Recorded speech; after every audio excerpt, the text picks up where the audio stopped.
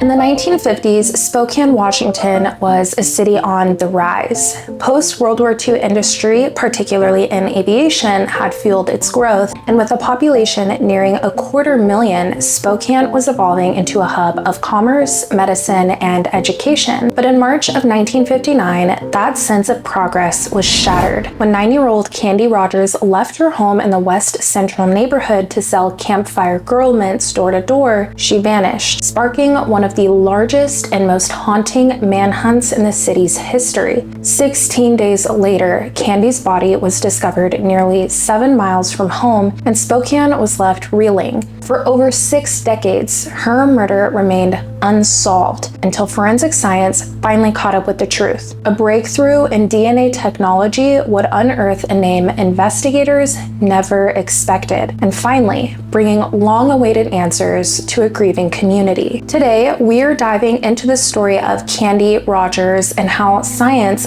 finally solved a mystery that haunted Spokane for years. This is the Evidence Board podcast, and I'm your host, Alicia Wallace. Disclaimer. This episode contains discussions of violent crimes, including the murder and sexual assault of a child, which some viewers may find disturbing. Listener discretion is strongly advised. The content shared in this video is based on publicly available information, and while every effort has been made to present the facts accurately as possible, this video is intended for educational and storytelling purposes only. Out of respect for the victim and their loved ones, please refrain from speculation in the comments. Candace Elaine Rogers, known lovingly as Candy, was born on July 13, 1949 to Elaine and Carl Rogers in Spokane, Washington. While little is documented about her early years, those who knew her remember a bright, spirited young girl with a contagious smile and a kind heart. With blonde hair and blue eyes and standing just 4 feet 4 inches tall, Candy was a proud member of the Bluebirds, a junior branch of the Campfire Girls, which is a national youth program focused on character and community. She lived with her mother in a modest apartment above a grocery store at 2106 and a half West Mission Avenue. Though her parents were divorced, Candy embraced childhood with the wide-eyed wonder and innocence only a 9-year-old could carry. On the early evening of March 6, 1959, 9-year-old Candy Rogers walked home from Holmes Elementary to pick up a case of campfire mints, a smooth chocolate-covered peppermint patty that she planned to sell door to door as part of her Bluebird fundraiser. After returning home briefly, Candy told her mother that she was heading out into the neighborhood to begin selling. She left the apartment at around 4 p.m. and was last seen going house to house along familiar streets in Spokane's West Central District. But as the sun began to set and there was still no sign of Candy, her mother, Elaine, grew increasingly anxious. Candy was known to return home well before dark. Just after 8 p.m., with concern mounting, Elaine contacted local authorities. Spokane police, along with Candy's family and neighbors, immediately began a frantic foot search, hoping for any trace of the little girl who had seemingly vanished without a trace. As the hours passed with no sign of Candy, Spokane detectives began canvassing the neighborhood, going door to door in hopes of retracing the young girl's final steps. A witness came forward stating they had seen Candy around 6:30 p.m. near the 2100 block of West Maxwell, still selling her campfire mints. Another report described a 1953 Ford speeding eastbound on Maxwell Avenue around the same time Candy was last seen. The driver, according to the witness, took a sharp turn onto Belt Street and struck a curb in the process, an eerie detail that raised suspicion. Meanwhile, Candy's family continued their own desperate search and made a disturbing discovery. Several boxes of Candy's mints were found discarded along Pettit Drive, heading north, away from the area where she had last been seen selling. At this point, investigators began to suspect the unthinkable. Candy Rogers may have been abducted. The scattered candy boxes suggested a chilling possibility that she was throwing them from a moving vehicle, a silent cry for help in an era before cell phones, surveillance cameras, where GPS tracking could aid in the search. By the morning of March 7th, the city of Spokane had come together in full force. The disappearance of Candy Rogers had captured the hearts of an entire community, and volunteers, neighbors, friends, and strangers alike rallied behind the Rogers family, desperate to bring Candy home. A command post was quickly established near the intersection of Pettit Drive and the T.J. Minack Bridge, close to where Candy's discarded candy boxes had been discovered. That day, more than 1,200 volunteers joined law enforcement in a sweeping search of the area. Among those assisting was the United States Air Force, which deployed a Sikorsky H-19 helicopter to help cover the riverbanks and rugged terrain from above. But tragedy struck just as hope was beginning to rise. While searching the Spokane River, the Air Force helicopter collided with a high-voltage power line, exploded mid-air, and plummeted into the water below. 3 airmen, Airman Marlise D. Ray, Staff Sergeant William A. McDonald, and Lieutenant Kenneth G. Fautek, lost their lives in the fiery crash. 2 crew members miraculously survived. The crash was a devastating blow to a community already shaken to its core.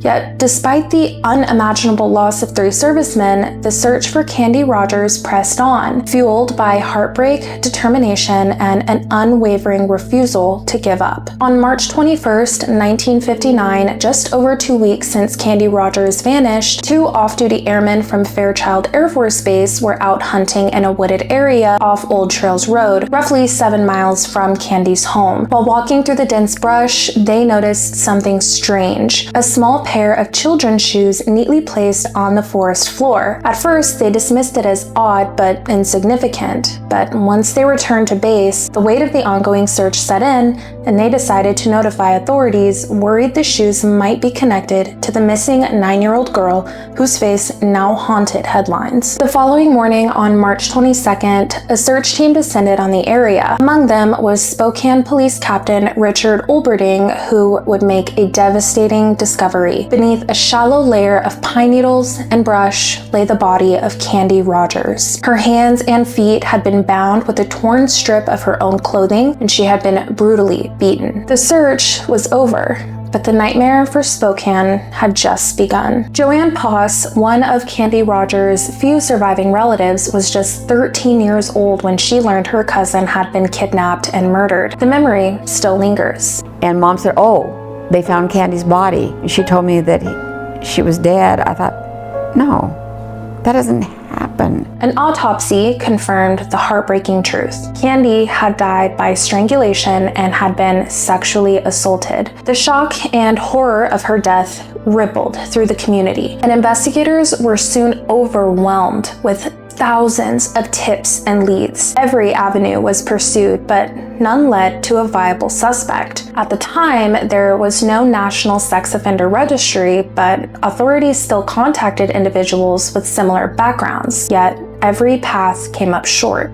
We even sent an entire packet, probably a good inch thick, to America's Most Wanted. Well, they sent the packet back with a very nice letter saying there wasn't enough to go on, and I never ever thought it was going to be solved. Days turned into weeks, weeks into years. In desperate, tireless efforts, the case remained cold. In 1959, forensic science was still in its infancy. DNA technology wouldn't become a viable investigative tool for decades. In 1961, Spokane police turned their attention to a potential suspect in the Candy Rogers case, a man named Hugh Byron Morse. At the time, Morse was incarcerated in Minnesota for a series of violent crimes, including multiple homicides, sexual assaults, and burglaries committed across the country, including in Spokane around the time of Candy's disappearance. Born on January 9, 1930 in Kansas City, Missouri, Morse entered the U.S. Army sometime in the 1940s. His military record was marked with instability. He went AWOL in 1946 and again in 1950 while serving in the Marines. After relocating to North Carolina Carolina, Morse was arrested in May of 1951 for indecent exposure and assault. That same year, he was dishonorably discharged from the military. Following his release, Morse traveled to California, where he committed a series of burglaries in Los Angeles. He was sentenced to 6 months in jail and 3 years probation. In 1955, he was arrested in Fairfield, California for a disturbing offense involving 2 young girls. He was subsequently committed to a state hospital where he was diagnosed a sexual psychopath. Morse remained there until his release in early 1957 under the condition of 1 year of supervised probation. Afterward, Morse moved to Spokane to live with his mother. During this period, police reports later linked him to multiple cases of voyeurism in residential neighborhoods. On November 7, 1959, just 8 months after Candy's murder, Morse forcibly entered the home of 28-year-old Gloria Bree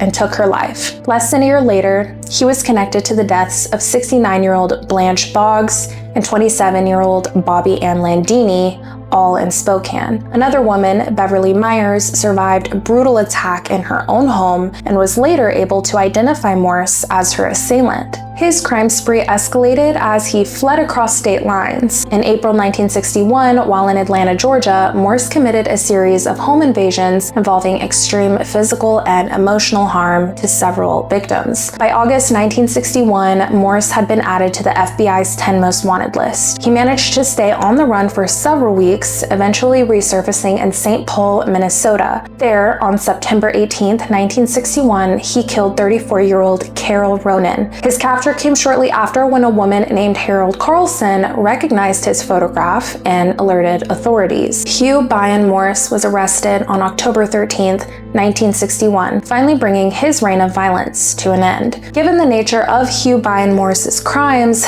and the fact that several of his murders occurred in Spokane around the same time Candy Rogers was killed, investigators believed they had a strong suspect. The timeline and the brutality of his offenses seemed to align. However, when questioned directly about Candy's case, Morse adamantly denied any involvement. What made the situation even more compelling was that Morse had openly confessed to numerous other violent crimes, including multiple homicides and sexual assaults. Detectives reasoned that with nothing left to lose and already serving 2 life sentences, Morse would have no incentive to lie. In addition to his denials, Morse underwent 2 polygraph examinations in connection with Candy's case, both of which he reportedly passed. Despite this, he remained a person of interest for years. For investigators, the circumstantial overlap was difficult to ignore, but ultimately, no definitive evidence could tie him to the murder of Candy Rogers. In 2001, Spokane police detective Mindy Connolly, then the lead investigator of the case, believed that modern forensic science might finally hold the key to solving Candy Rogers' murder. She made the decision to send Candy's clothing to the crime lab, hoping that DNA evidence could reveal the identity of the person responsible. Forensic analysts were able to identify a biological sample located on Candy's underwear and successfully develop a DNA profile. That profile was entered into CODIS, the national DNA database, but it yielded no matches. Investigators also obtained a DNA sample from Hugh Byron Morse, the long-standing suspect in the case. When the results came back,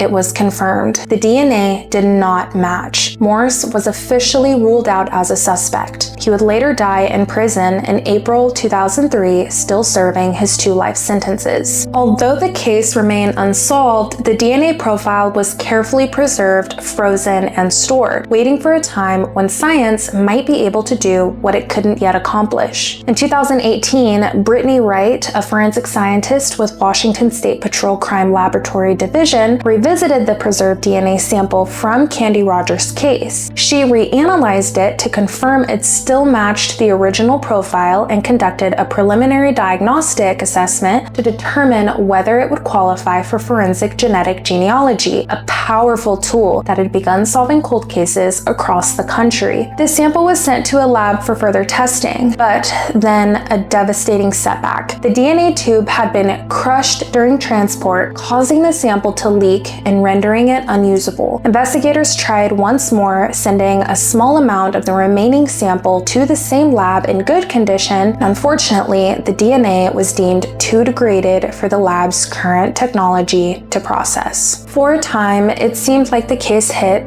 yet another dead end. Then, in March 2021, a new lead emerged. Investigators learned of a cutting-edge forensic lab in Texas called Othram, an organization specializing in extracting usable DNA from even the most degraded crime scene samples. Unlike traditional labs, Othram focuses exclusively on forensic casework and performs every step of the process in-house. The remaining DNA recovered from Candy's clothing was sent to Othram. While the sample was severely aged and compromised, investigators remained hopeful. Still, this is precisely the kind of challenge Othram was built for. By dedicating their entire process to forensic evidence, they had refined their technology to analyze even the smallest, most fragile traces of DNA, offering a new sense of hope in a case that had gone cold for over 6 decades. Using forensic-grade genome sequencing, scientists at Othram developed a detailed DNA profile from the degraded sample found on Candy Rogers' clothing. That profile was then used to search for distant genetic relatives through forensic genetic genealogy, a method that has revolutionized how cold cases are solved. By September 2021, Othram returned their findings to Detective Zach Stormont,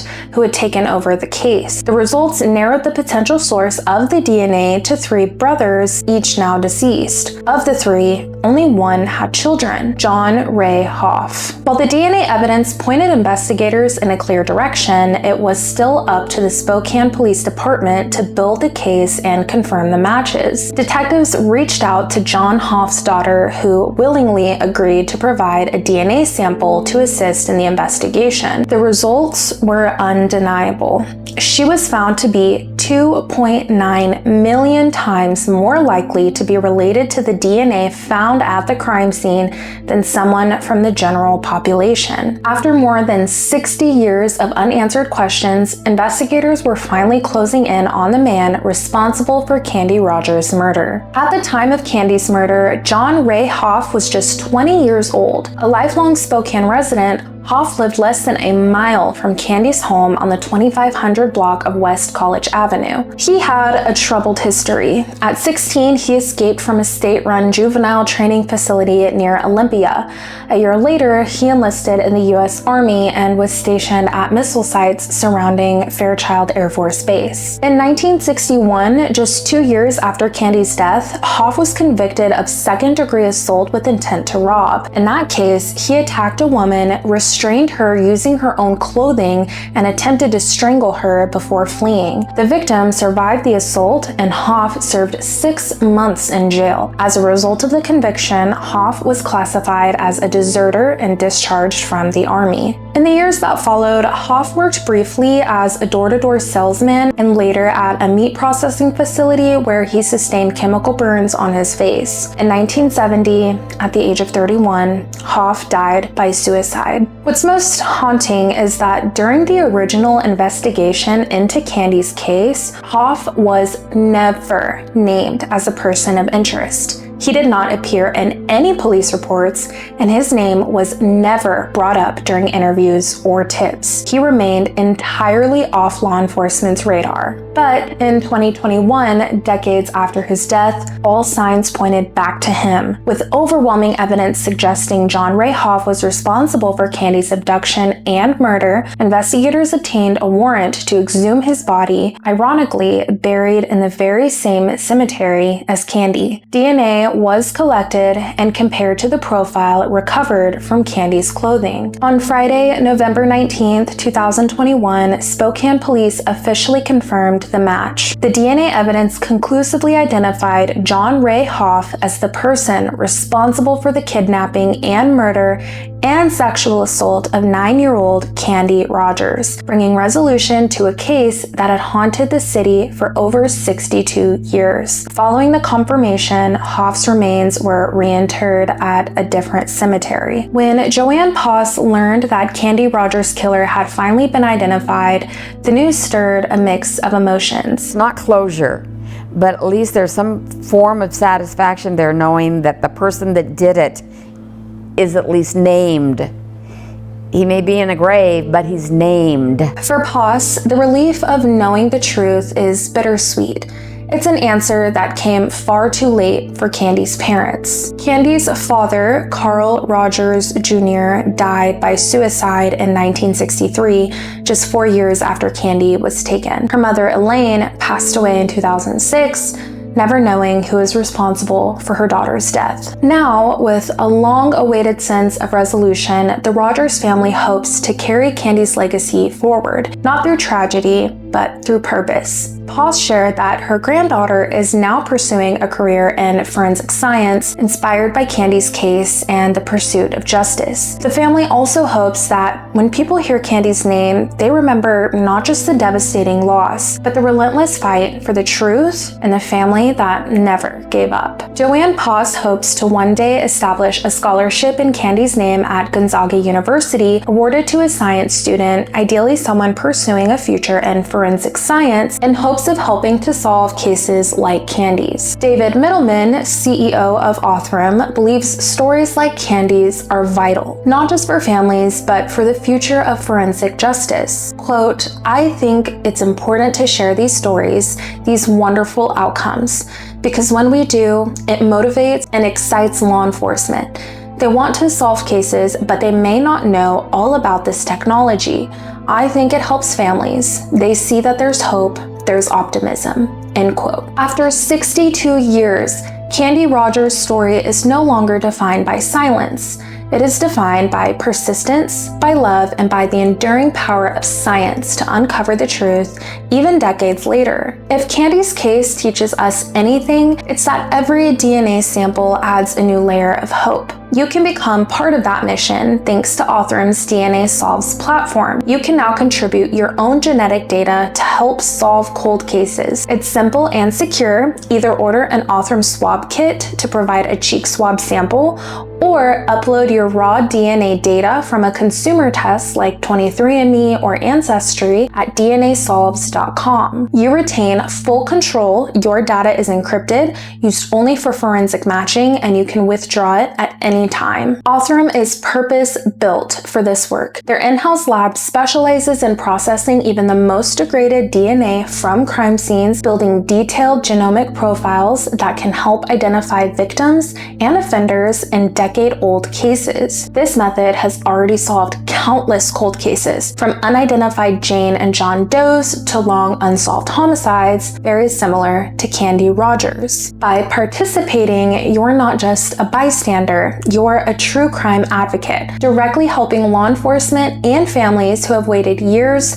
or lifetimes for answers. Your contribution could be the missing link in the next cold case. Visit DNAsolves.com to get started and be a part of the growing movement for justice. Thank you for joining me for this episode of The Evidence Board. Cases like Candy Rogers remind us why these stories matter, not just to remember the victims, but to shine light on how persistence, science, and community can finally bring long overdue justice. If this case moved you, I encourage you to take that energy and do something with it. Learn more about forensic genealogy, support organizations like Othram, or simply keep the conversation going. Your voice can help bring attention to the cases that still need answers. If you're watching on YouTube, don't forget to like and subscribe and comment your thoughts on this case. I read all of them, and I'd love to hear your take. For bite-sized case recaps and bonus content, follow me on TikTok at The Evidence Board. And if you'd rather listen on the go, the full audio version of this episode is already available on Spotify. Until next time, stay curious, stay informed, and never stop asking questions. This is The Evidence Board podcast, and I'm your host, Alicia Wallace.